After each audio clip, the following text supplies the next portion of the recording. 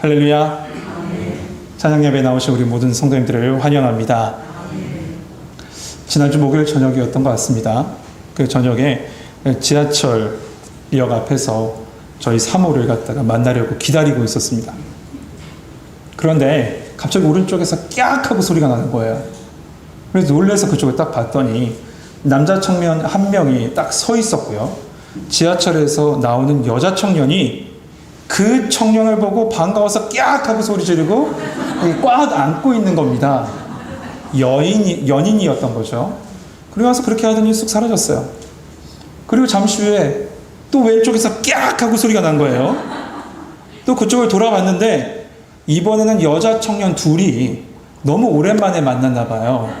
그래서 서로 만지고 안고 소리 지르고 있다가 또 사라졌습니다. 그 모습을 보면서 저렇게 또 좋을까? 한편으로 좋다 라고 생각하고 있었는데 또 한쪽의 생각은 그런 거예요. 이곳에서 사람을 만나면 저렇게 안아줘야 되나? 근데 그 생각을 하고 있을 그때 마침 사모가 그 지하철역에서 올라온 거죠. 어떻게 했을까요? 안아줬을까요? 아니죠. 양반은 공공장소에서 그런 거 아닙니다. 그런데 제 마음에 이런 생각이 들었어요. 하나님께서 모든 예배 속에 이렇게 우리를 기다리고 계시고 하나님께 나오는 자를 이렇게 안아주시겠구나. 여러분 이 시간 예수님께서 잘 지냈니? 반갑다. 고생했지? 괜찮아. 이렇게 반갑게 우리를 맞아주시고 위로하여 주시고 치료하여 주시는 하나님의 안아주심이 예배를 통해서 여러분과 함께하길 주님의 이름으로 축복합니다. 여러분 풀꽃이라는 시 아시죠? 자세히 보아야 예쁘다. 오래 보아야 사랑스럽다. 너도 그렇다. 유명한 그 시의 주인공은 바로 나태주 시인입니다. 그 나태주 시인의 시 중에 화살기도라는 시가 있어요. 여러분 아세요 혹시? 그 기도를 제가 잠깐 읽어드릴게요. 아직도 남아있는 아름다운 일들을 이루게 하여 주소서. 아직도 만나야 할 좋은 사람들을 만나게 하여 주소서. 아멘이라고 말할 때 너의 얼굴이 떠올랐다. 퍼뜩 놀라 그만 나는 눈을 뜨고 말았다. 화요일에 갑자기 시집을 읽고 싶어서 그 풀꽃이 있는 그 시집을 꺼내서 읽었습니다. 근데 그 시집 가운데 한 이 시가 있던 거예요. 이 시는 이렇게 얘기합니다. 기도하다 보니 한 사람이 떠올랐다는 거죠. 남아있는 아름다움을 함께 이루고 싶은 그 사람, 그리고 만나야 할 그 좋은 사람, 그가 바로 너였다는 겁니다. 오늘 본문은 이 시처럼 사도 바울의 에베소 교회를 향한 간절한 마음이 담겨져 있는 기도문입니다. 이 기도문을 자세히 묵상하는데 그런 생각이 듭니다. 바울의 심령 깊은 곳에서 나오는 에베소 교회의 사랑의 모습이 이거구나. 그 마음속 깊은 곳에서 나오는 사랑의 간절한 사랑이 지금 이 기도문을 통해서 느껴졌습니다. 주님, 사랑하는 에베소 교회 성도들, 그리고 이 말씀을 읽고 있는 성도들이 이런 성도 되게 하여 주옵소서. 여러분 이 시간에 이 심령 깊은 곳에서 나오는 기도를 보면서 우리 함께 우리를 향하신 예수님의 기도 가운데로 나아가는 은혜의 시간 되길 주님의 이름으로 축복합니다. 아멘. 바울의 기도는 이렇게 시작합니다. 14절 15절 같이 읽겠습니다. 같이 읽겠습니다. 시작.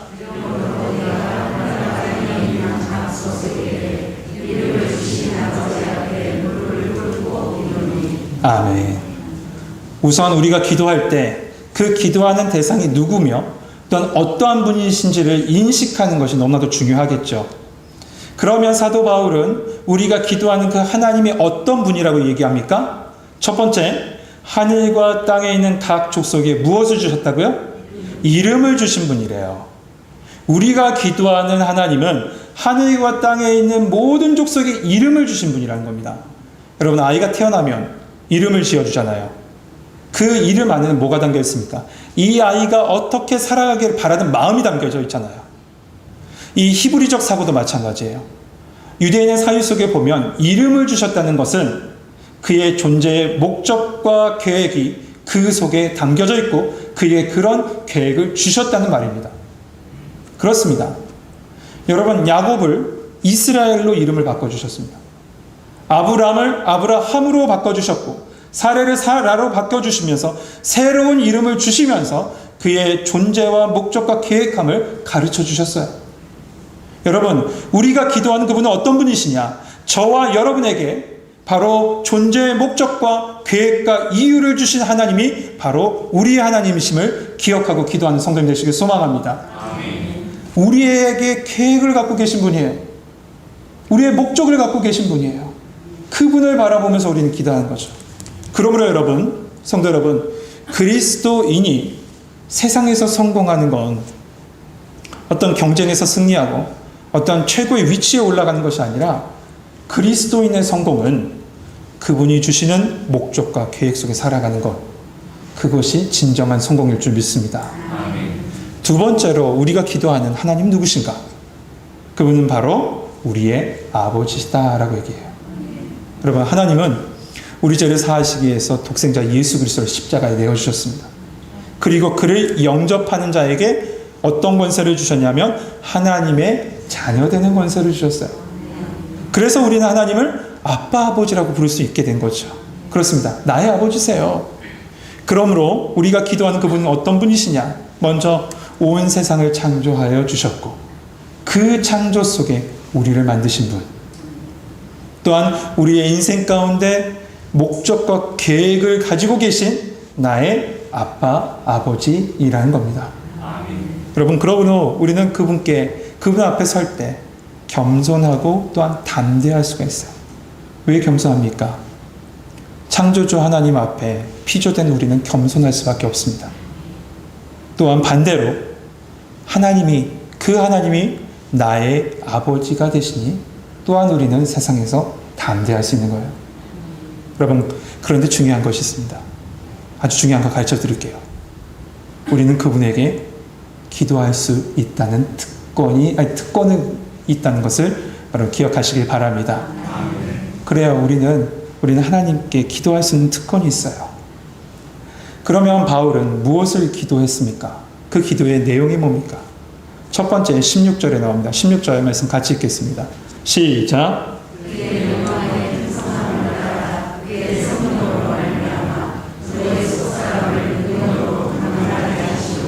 아멘. 첫 번째로 속사람을 강건케 하옵소서 기도하고 있어요. 우리 같이 해볼까요? 속사람을 강건케 하옵소서. 아멘. 여러분, 이 속사람이라고 하는 에소 안드로폰이라는 개념은 바울이 주로 사용했습니다. 예를 들어서 이 로마서 7장 말씀 여러분 잘 아는 말씀이죠. 내 속사람으로는 하나님의 법을 즐거워하되 내 지체 속에 다른 법이 있어 내 지체 속에서 죄의 법으로 나를 사로잡는도다. 이 말씀을 하고 있을 때 그 속사람의 개념을 이야기했습니다. 또한 고린도 후서 4장 16절 말씀에도 이렇게 얘기했죠. 우리의 겉사람은 낡아지나 우리의 속사람은 어떻게 된다고요? 날로 새롭게 된다라고 얘기해요. 바울은 이처럼 우리의 속사람에 대한 관심을 가졌고 속사람을 위해서 기도해요. 그러나 우리는 어떻죠? 우리는 속사람보다 겉사람에 더 힘주고 살잖아요. 겉사람을 꾸미고 겉사람을 채우고 겉사람을 늘리고 있어요. 하지만 예수 믿는 우리는 알죠. 우리의 속사람이 얼마나 중요한지 말이에요. 여러분 아시고 경험해 보셨지 않습니까? 예수님을 믿는다고 하지만 속사람이 무너질 때의 모습 말이에요. 욕심과 죄에 끌려서 속사람이 무너져서 영적인 무력감에 헤매고 있는 모습 말이에요. 우리가 다 압니다. 이러면 안 돼 라는 걸 다 알아요. 그러나 속사람이 무너지니 고칠 힘도 없고 이겨낼 의지도 없는 거예요. 거기에 한 단계 더 나가면 어떻게 되냐? 자기 합리화를 해요. 할 수 없어. 이거는 이 상황이 이래서 그래. 이렇게 자기 합리화를 하죠. 분명 우리의 삶에 겉사람도 속사람도 허약해질 때가 분명히 있어요. 그때 가장 먼저 해야 될 게 뭐냐? 하나님, 내 속사람을 강건하게 하옵소서. 그 기도해야 될 줄 믿습니다. 여러분, 바울의 기도를 보십시오. 모든 성경에 있는 바울의 기도를 보세요. 하나님, 나의 형편 바꿔주세요. 나의 상황 바꿔주세요. 이런 기도하지 않았어요. 철저하게 하나님, 내 속사람을 강건하게 해주세요. 내 속사람을 강건하게, 성령님 나를 붙들으셔서 내 속사람을 강건하게 하옵소서, 이렇게 기도했습니다. 그는 알았던 거예요. 속사람이 강건할 때 다시 일어날 수 있는 힘이 있고, 속사람이 강해지면 어떤 상황 속에서도 흔들리지 않는다는 사실 말입니다. 그런데 여러분, 바울은 이 속사람이 강건해지는 비결을 밝히고 있습니다. 분명히 밝히고 있어요. 그것이 무엇입니까? 그것은 바로 능력으로 라고 되어 있어요. 능력으로. 여러분, 어떤 능력일까요? 맞습니다. 말씀 그대로 보면 성령의 능력이에요. 오늘 난예배 원로 목사님 말씀 들으셨죠? 예수님의 제자들도 어땠습니까? 무기력하고 무능력하고 배반자였고 도망자였습니다. 하지만 오순절 성령의 임재가 임한 후에 어떻게 돼요? 다음 데이 예수가 그리스도 되심을 사람들 앞에서 증거합니다. 여러분, 성령께서 속사람을 강건하게 하실 때 우리의 속사람이 온전하게 설 줄 믿습니다. 그래서 말씀은 이 속사람이 강건해질 때 어떤 일이 일어나는지를 구체적으로 우리에게 가르쳐 줍니다. 17절 말씀 같이 한번 보죠. 같이 읽겠습니다. 시작.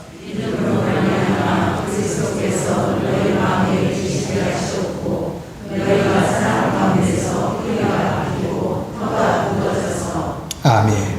속사람이 강건해질 때 첫 번째, 예수님이 우리 마음 가운데 계신답니다. 두 번째, 사랑 가운데서 뿌리가 박힌대. 마지막 세 번째는 터가 굳어진다라고 얘기해요. 여러분들 이 말씀을 읽는데 조금 이상한 거 없으세요? 여러분, 우리가 예수님을 영접하면 우리 안에 예수님이 임재하시잖아요. 그렇죠? 근데 지금 바울은 에베소 교회 성도들을 향해서 이 기도를 하고 있어요. 에베소 교회 성도들입니다. 예수님을 믿는 성도들을 향해서 기도를 하는데 왜 그런 바울은 다시 그들 마음 가운데 예수님 계시게 해달라고 이렇게 기도했을까요? 예수님 이미 계시잖아요. 예수님을 영접하는 순간 예수님이 내 안에 주인 되시는데 왜 다시 사도 바울은 예수님이 그들 안에 계시게 하옵소서라고 기도하고 있는 걸까? 여러분, 여기 본문에 보면 계시다라는 헬라어 카토이케오라는 단어는요, 정착하여 거주하다라는 의미를 가져요. 정착하여 거주하다. 그러니까 이 사도 바울의 기도는 이겁니다. 하나님, 그들의 모든 생각과 그들의 모든 순간과 그들의 모든 의지 속에 함께 거하시옵소서. 우리 성도들을 살아 주시옵소서. 이렇게 기도하고 있는 거예요. 여러분 마음에 카토이케오, 예수님이 언제나 함께 하시고 살아주시길 소망합니다. 두 번째 기도의 내용은 18절에서부터 19절에 나옵니다. 같이 한번 읽어봅시다. 같이 읽겠습니다. 시작.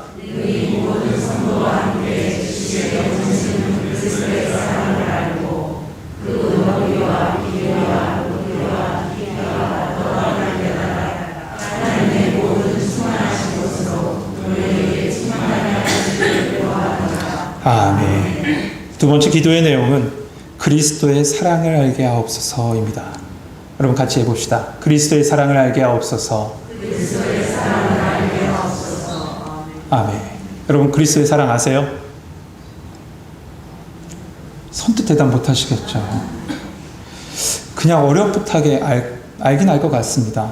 목사님이 이야기하니 일단 고개는 끄덕이 보고 일단은 이야기해야 되겠죠. 그런데 여러분, 그리스도의 사랑은 그런 지적인 동의가 아니에요.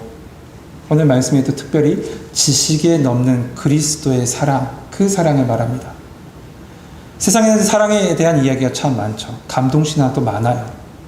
그런데 오늘 우리가 이야기하는 이 그리스도의 사랑은 세상의 사랑으로 알 수 있는 것이 아니다라고 얘기합니다. 요한복음 3장 16절 말씀 여러분 잘 아시잖아요. 하나님이 세상을 이처럼 사랑하사 누구를 주셨습니까? 독생자를 주셨습니다. 독생자를 주셨다는 건 자기의 모든 것을 포기하셨다. 아니, 정확하게 얘기하면 자신을 포기하셨다는 겁니다. 그런데 그 사랑을 우리가 우리의 지식으로, 우리의 사랑의 이해로 어떻게 알 수가 있어요? 알지 못하죠. 그래서 바울은 구체적으로 그 사랑을 알게 해달라고 기도하면서 이렇게 기도해요. 그 사랑의 넓이와 길이와 높이와 깊이가 어떠한 것인지를 알게 해달라고 기도하고 있습니다. 여러분, 존 스토튼 목사님은 이 부분을 이렇게 해석해 놨습니다. 한번 들어보세요. 그리스도의 사랑은 모든 인류를 포함할 만큼 넓고 영원토록 계속될 만큼 길고 가장 타락한 죄인에게까지 도달할 수 있을 만큼 깊고 그 영혼을 저 하나님 나라에 이르기까지 충분히 높다. 여러분, 그 사랑 조금 아시겠습니까? 이 사랑을 알게 해달라고, 가르쳐달라고, 우리 에베소 교회 성도들, 우리 천국교회 성도들 이 사랑 알게 해달라고 지금 기도하고 있어요. 여러분, 소망합니다. 이 그리스도의 사랑이 주의 성전에 나와서 기도할 때마다 더 넓어지고 더 길어지고 더 높아지고 더 깊어지는 은혜가 여러분과 함께하길 주님의 이름으로 축복합니다. 아멘. 마지막 세 번째 기도 제목은 충만하게 하옵소서입니다. 같이 합시다. 충만하게 하옵소서. 하나님의 모든 것으로 충만하게 해달래요. 하나님의 모든 것으로. 이 말씀을 다른 부분에서는 이렇게 풀이하고 있어요. 장성한 분량에 이르게 하여 주옵소서. 온전하게 하심같이 온전케 되게 하옵소서. 이렇게 표현하고 있습니다. 그렇다면 어떻게 충만합니까? 그리스도의 사랑으로 우리 가운데 어떻게 충만합니까? 여러분, 우리의 그릇으로, 우리의 마음의 그릇, 우리의 삶의 그릇, 우리의 믿음의 그릇으로는 하나님의 그 모든 충만한 것을 담아낼 수가 없습니다. 우리 안에 조금만 하나님의 영광이 담겨져도 우리는 자신이 높아진 양, 하늘 높은 줄 모르고 올라가는 교만에 빠지기 쉬운 존재가 바로 우리예요. 그러기에 우리가 하나님의 모든 충만으로 우리 안에 충만하게 되는 것 단 한 가지밖에 없어요. 그것은 무엇이냐면 그 충만한 심 속에 나를 담그는 것밖에 없어요. 그의 안에 머무는 것밖에 없어요. 포도나무 가지가 포도나무에 붙어 있을 때 하나님의 영광을 보듯이요, 우리가 그 안에 머물러 있을 때 그 하나님의 충만한 은혜를 보게 될 줄 믿습니다. 아멘. 사도 바울은 지금 에베소 교회 성도들을 향해요, 하나님 안에 머무는 성도들 되게 하여 주옵소서. 그 충만한 은혜를 누리며 살아가는 성도들 되게 해 주시옵소서. 이렇게 기도하고 있는 거예요. 제가 성도님들을 위해서 기도하는 그 부분도 이 부분입니다. 주님, 예수님이 내 안에 계시고 내가 예수님 안에 있고 예수님과 내가 하나 되는 그 충만함을 우리 성도들이 경험함으로 주님이 나를 살아주시는 그 삶을 누리며 살아가는 우리 성도들 되게 하여 주옵소서. 아멘. 이것이 하나님의 충만함으로 저들이 채워달라는 거예요. 여러분, 하나님이 여러분을 살아주시길 소망합니다. 아멘. 여러분의 인생에 충만히 거하시길 소망합니다. 아멘. 사도 바울은 20절에서부터 21절에 마지막으로 영광의 찬양으로 하나님께 올려드리며 이 기도를 마무리하고 있는데, 우리도 한번 그 찬양을 함께 올려드립시다. 20절, 21절 같이 하겠습니다. 시작.